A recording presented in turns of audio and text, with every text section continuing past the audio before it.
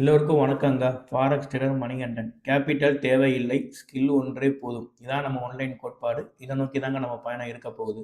சரிங்களா? நம்ம பணத்தை நோக்கி போறோம். சரிங்களா? பணம் எங்க பொருளுதோ அந்த இடத்துக்கு போறோம். பெரிய பெரிய பணக்காரங்களோட நம்ம பண முதலைகளோடையும் நம்ம டிராவல் பண்ண போறோங்க.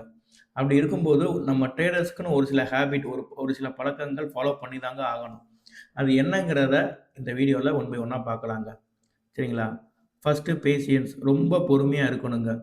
சரிங்களா? அதாவது ஷேர் மார்க்கெட்டுங்கிறது பொறுமை இல்லாதவன் பாக்கெட்ல இருந்து பணத்த எடுத்து பொறுமையா இருக்கிறவங்களுக்கு குடுக்குற இடம்னு சொல்லுவாங்க.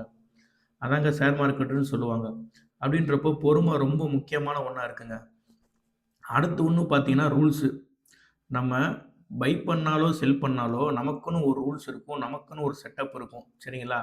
நம்ம அத ஃபாலோ பண்ணி தாங்க பையோ, செல்லோ பண்ணுவோம். ரூல்ஸ எக்காரணத்துக்கு கொண்டும் நம்ம பெண்ட் பண்ணவே கூடாதுங்க.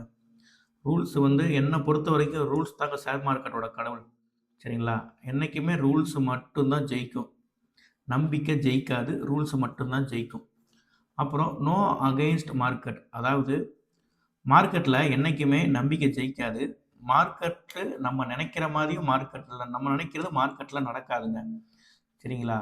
மார்க்கெட் எப்படி மூவ் ஆகுது?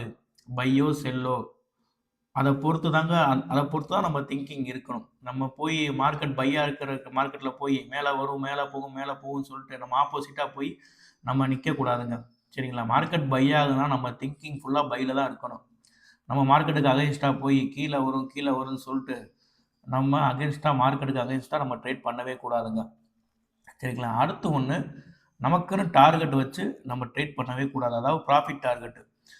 நான் போன மாசம் 50,000 பார்த்தேன். இந்த மாசம் நான் கண்டிப்பா 1,00,000 எடுத்தே ஆகணும் அப்படின்னு சொல்லிட்டு நம்ம ஓவர் ட்ரேட் பண்ணவே கூடாதுங்க.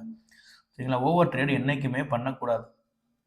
அதனால டார்கெட் வச்சுமே நீங்க மார்க்கெட்டுக்குள்ள வராதுங்க. அதே மாரி கமிட்மென்ட்டோடையும் நீங்க மார்க்கெட்டுக்குள்ள வரக்கூடாதுங்க. எனக்கு இந்த கமிட்மென்ட் இருக்கு. இந்த மாசம் எனக்கு இவ்வளோ அமௌண்ட் தேவைப்படுது. கம்பல்சரி நான் மார்க்கெட்ல இருந்து எடுத்தே தான் ஆகணும். எனக்கு வேற ஆப்பர்ச்சுனிட்டியே கிடையாது. அப்படின்னு சொல்லிட்டு நீங்க ஒரு கமிட்மென்ட்டோடையும் மார்க்கெட்டுக்குள்ள வரவே கூடாதுங்க. சரிங்களா? அடுத்து ஒண்ணு வந்து பார்த்தீங்கன்னா, நம்ம லாஸ அக்செப்ட் பண்ணி தாங்க ஆகணும். நம்ம ஒரு பையோ, செல்லோ பண்ணிட்டோம். அது நம்ம வந்து நமக்கு அகைன்ஸ்ட்டா போகுதுன்னா, நம்ம லாஸ புக் பண்ணிட்டு வெளிய வந்து தாங்க ஆகணும். நம்ம அதுக்குன்னு காரணம் சொல்லக்கூடாதுங்க. சரிங்களா? நம்ம அத அக்செப்ட் பண்ணா மட்டும் தான் அதிலருந்து நம்ம ஏதாவது கத்துக்கிட்டு, ஏன் எதனால அக்செப்ட் ஆச்சுன்னு சொல்லி நம்ம அடுத்த லெவலுக்கு போ முடியும். நம்ம அங்க அக்செப்ட் பண்ணாமலே நம்ம இதனால தான், அதனால தான் நம்ம காரணம் சொன்னோம்னா, நம்ம கடைசி நமக்கு வந்து காரணம் மட்டும் தான் முன்னாடி இருக்குமே தவிர, நம்ம பண்ண தப்பு அங்க தெரியாதுங்க. சரிங்களா? தப்பு நடக்க தான் செய்யும். அத நம்ம அக்செப்ட் பண்ணி தான் ஆகணும். அதிலிருந்து நம்ம லெசன் கத்துக்கிட்டு தாங்க ஆகணும். சரிங்களா? அப்புறம் வந்து பார்த்தீங்கன்னா, நோ ப்ராஃபிட் ஷேரிங். அதாவது ரூ. 10,000 ப்ராஃபிட் பண்ணாலும் உங்களுக்கு தான். ரூ. 1000 லாஸ் பண்ணாலும் அது உங்களுக்கு தான். இது மத்தவங்களுக்கு தெரிஞ்சு ஒண்ணும் ஆகப் போறது இல்லங்க. சரிங்களா? அதனால எக்காரணத்துக்கு கொண்டும் நம்ம ப்ராஃபிட்ட நீங்க ஒரு ப்ராஃபிட் பார்க்குறீங்களா, அத யார்ட்டயும் ஷேர் பண்ணாதீங்க. பெரிய பெரிய ப்ரோ ட்ரேடர்லாம் இத தாங்க ஃபாலோ பண்ணுவாங்க. சரிங்களா? மார்க்கெட்டுக்கு வருவாங்க, ட்ரேட் பண்ணுவாங்க. ப்ராஃபிட்டா எடுத்துட்டு என்ஜாய் பண்ணிட்டு போவாங்க. அடுத்து அதாவது சப்போஸ் லாஸ் ஆயிருச்சுன்னா, அடுத்து ஒரு நல்ல ட்ரேடு கிடைக்கிற வரைக்கும், நல்ல செட்டப் கிடைக்கிற வரைக்கும் பொறுமையா வெயிட் பண்ணுவாங்க.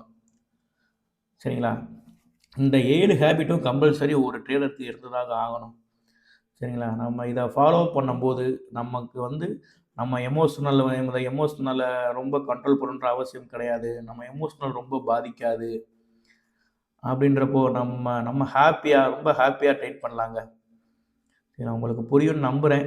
ஆ இதெல்லாம் கம்பல்சரி நமக்கு ஃபாலோ பண்ணி தான் ஆகணும். நம்ம ஒரு ட்ரேடரா இந்த பழக்கம்லாம் நம்ம ஃபாலோ பண்ணி தாங்க ஆகணும். சரிங்களா? ரொம்ப பெரிய கம்பு சுத்துற வேலைலாம் இல்லங்க.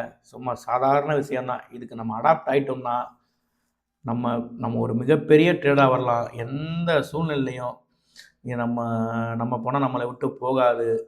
சரிங்களா? உங்களுக்கு இது புரியும்னு நெனைக்கிறேன்.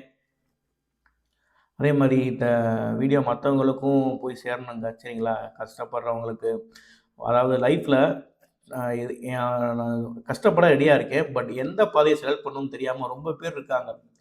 அவங்களுக்குன்னு ஒரு விஷன் இல்லாம இருக்கு. அவங்களுக்கு கஷ்டப்பட ரெடியா இருப்பாங்க. பட் கஷ்டப்படுற தொழில்ல எனக்கு நல்ல பலன் இருக்கணும்னு நினைக்கிறவங்க ரொம்ப பேர் இருக்காங்க. நீங்க ஷேர் பண்ணீங்கன்னா, ஒருவேள அவங்களும் இத பார்த்து முன்னேறி வந்தா, அதுல உங்களுக்கும் பங்கு இருக்குங்க. நீங்கள் ஷேர் பண்ணுங்கள், மற்றவங்களையும் கம்பல்சரி பார்க்க சொல்லுங்கள். சரிங்களா? அடுத்த ஒரு நல்ல வீடியோவில் நம்ம பார்க்கலாங்க.